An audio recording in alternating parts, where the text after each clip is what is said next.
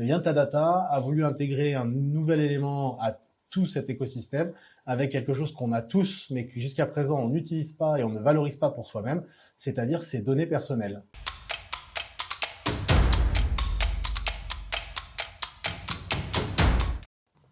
Bonjour et bienvenue dans ce nouveau podcast, vidéocast d'Into the Minds. Mon invité d'aujourd'hui, c'est un rescapé, c'est un survivant d'un contrôle de la CNIL.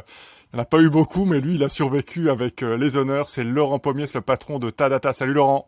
Bonjour. Et bienvenue pour nous raconter, pas seulement cette histoire, mais la genèse de Tadata. C'est curieux, à chaque fois que je dis Tadata, j'ai l'impression de dire Madata, Tadata, c'est dingue. Donc, la genèse de cette chouette société qui est au classement Challenge 2021. Comment est-ce que la société a évolué et où est-ce que tu en es actuellement? Donc, comme tu le sais, le vidéocast est chapitré, donc on a plusieurs phases dont on va parler, phases de développement de l'entreprise. Et le premier chapitre, en fait, est consacré à un KPI ou un chiffre qui est emblématique de Tadata. Je t'ai demandé avant le podcast d'y réfléchir. Quel est le chiffre que tu as choisi, Laurent?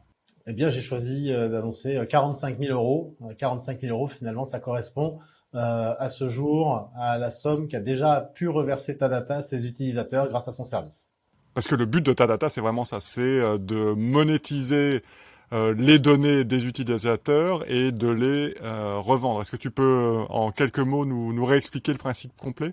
Eh ben, Tadata, c'est sur ce principe-là. Depuis quelques années, on a vu émerger différents systèmes qui ont eu pour but de redonner du pouvoir d'achat aux gens à travers des éléments qu'ils possédaient déjà. On a vu donc la possibilité de tirer profit de son logement, de sa voiture, de ses vêtements ou objets d'occasion.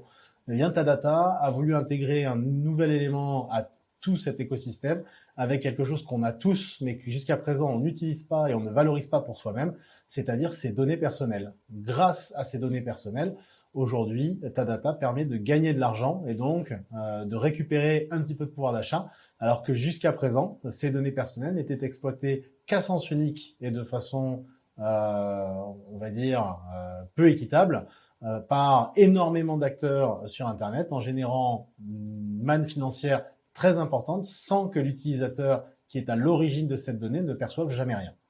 Tu as une explication pourquoi est-ce que justement ce marché était tellement déséquilibré, pourquoi les utilisateurs qui à la fin se faisaient prendre leurs données n'en profitaient pas? Parce qu'on a laissé faire, parce que c'est ce qui a constitué le business model de beaucoup d'acteurs du web au cours des 15 dernières années, et que aujourd'hui, quand bien même on voudrait le réguler et mettre en place un système plus sain et plus équitable, comme ce à quoi aspire Tadata, eh bien ce serait très compliqué dans la mesure où on ne reviendra pas sur les usages et les attentes des utilisateurs. On n'est pas prêt aujourd'hui à se couper les réseaux sociaux, on n'est pas prêt aujourd'hui à arrêter d'utiliser des moteurs de recherche bien connus. Donc nous, ce qu'on propose, c'est de remettre un petit peu d'équilibre et de travailler sur un système un petit peu plus sain en prenant en compte la réalité de l'économie d'aujourd'hui. Donc 45 000 euros qui ont déjà été reversés.